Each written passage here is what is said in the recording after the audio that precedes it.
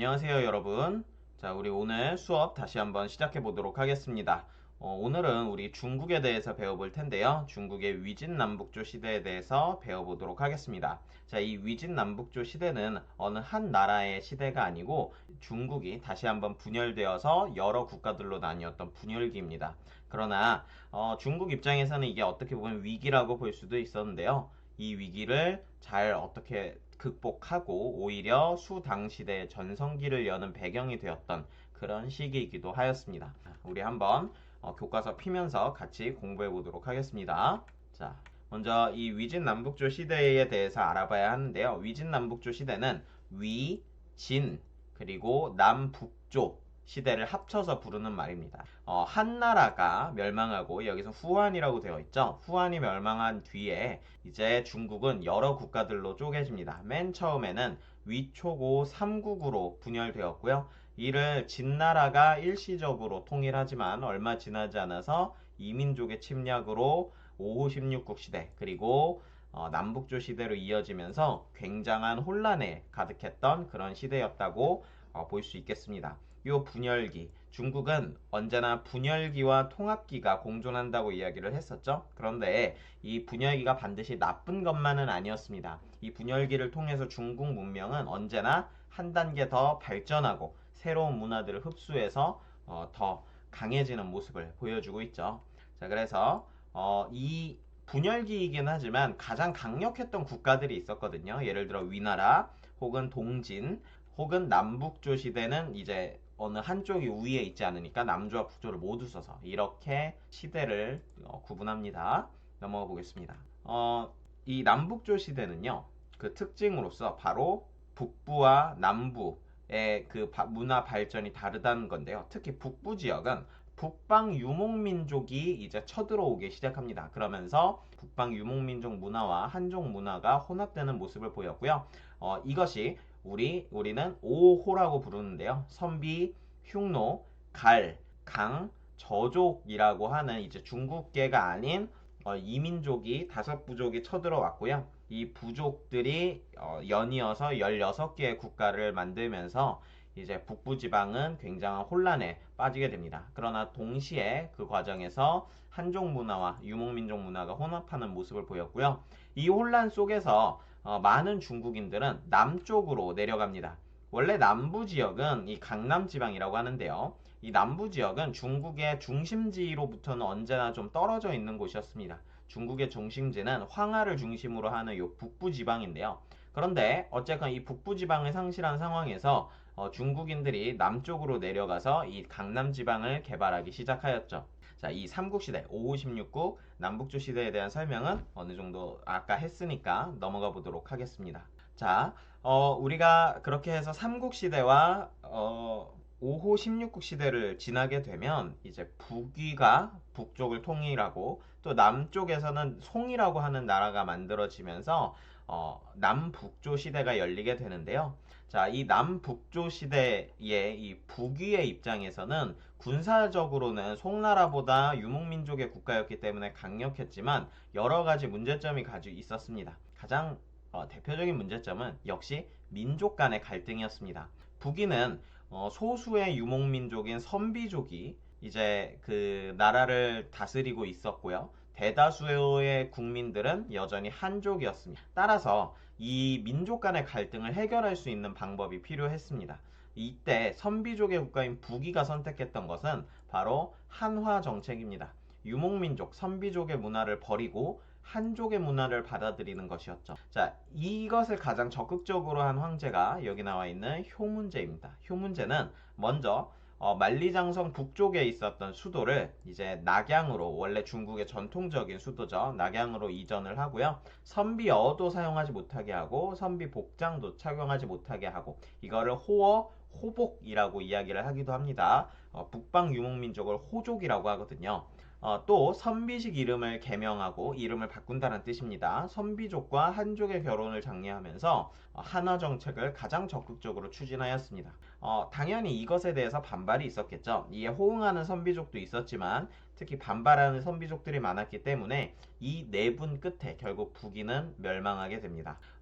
또한 이 선비족의 문화는 이 한화 정책 과정에서 어떻게 보면 돌이킬 수 없을 정도로 한족 중국 문화랑 융합되면서 소멸하게 되고 중국으로 흡수되게 됩니다. 그러나 어떻게 보면 선비족의 문화라는 입장에서는 이게 되게 안타까운 일이지만 중국 문명의 입장에서는 중국 문화가 오히려 이 과정에서 발전하는 계기가 되기도 하였습니다.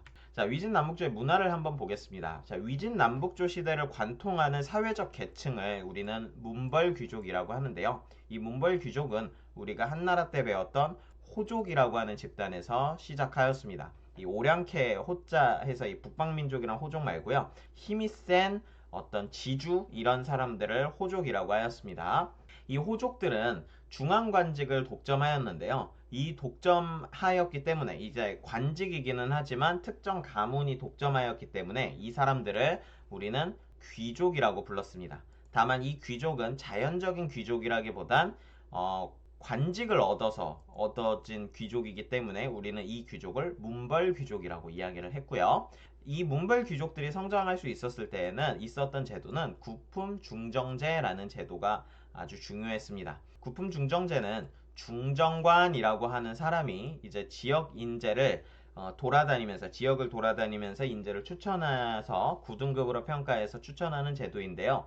이게 사실상 인맥이었습니다. 그렇기 때문에 이 문벌 귀족들 유력한 가문들끼리 서로를 봐주면서 이제 이들을 등용하는 그런 패단이 있었던 거죠.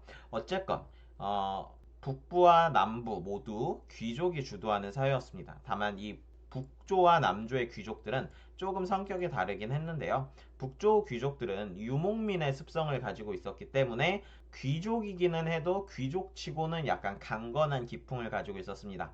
예를 들어 북조의 귀족들은 사냥을 굉장히 좋아했습니다. 물론 사냥은 돈이 많이 들어가는 귀족들의 스포츠입니다. 하지만 약간 좀 전쟁을 대비할 수도 있고 실용적이고 강건하죠. 자, 남조의 귀족들은 반면에 우아하고 세련된 시, 서예, 그림 이런 것들에 굉장히 능통하였습니다.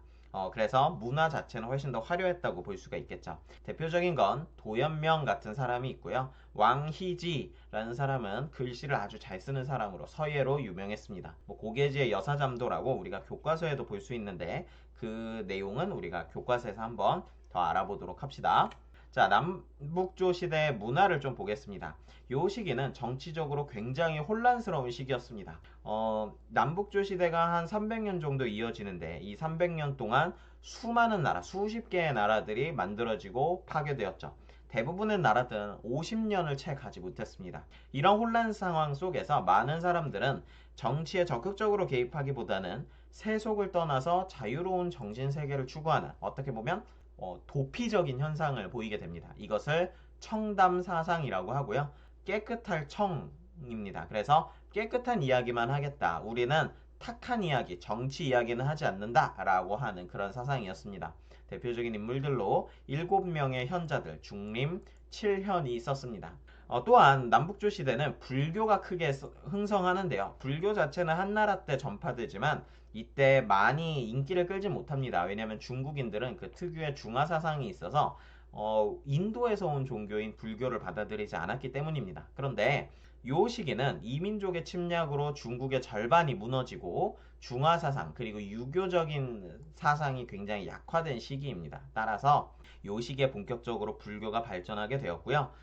많은 스님들이 인도에서 불경을 얻어와서 이것을 한자로 번역하는 작업을 하게 되고요. 또한 운강석굴, 용문석굴 여기 나와 있는 게 이 용문석굴이거든요. 이런 것처럼 대규모 석굴 사원이 조성되기 시작합니다. 여기서 석굴이라는 건 돌을 파서 만든 사원을 석굴이라고 합니다. 수많은 사람들이 여기에 들어가서 열심히 돌을 깎았겠죠. 이게 일종의 어떤 공덕을 만드는 그런 일이기도 하였습니다. 자, 특히 이 불교는 우리가 인도 시간에 배웠듯이 왕적불 사상과 연결되어 있었기 때문에 국왕 세력과 결탁하였습니다. 그래서 왕조들의 입장에서는 이제 이 불교 교단을 지원하고 다시 불교 교단이 이를 통해서 종교적으로 국왕의 권위를 세워주는 이런 식으로 서로 협력했다고 볼 수 있겠습니다. 대규모 석굴 사원을 조성한 것도 그런 맥락 속에서였죠. 국가의 지원이 있었기 때문입니다. 또한 이 시기에는 독자적으로 중국에서 발생한 종교인 도교가 만들어집니다. 도교는 기존에 우리가 춘추전국 시대 때 배웠던 도가 사상과 그리고 신선, 민간 신앙 이런 것들이 합쳐져서 나온 종교로 우리가 신선이라고 하죠. 이 신선이 되어서 불로장생하는 것, 이것이 이 도교가 가지고 있는 어떤 목표였습니다. 자, 그러면 우리 남북조 시대에 대해서 간단하게 알아봤는데요. 자세한 내용은 교과서와 그리고 선생님 수업으로 좀 더 보충해서 알아보도록 하고 일단은 모두 수고했습니다.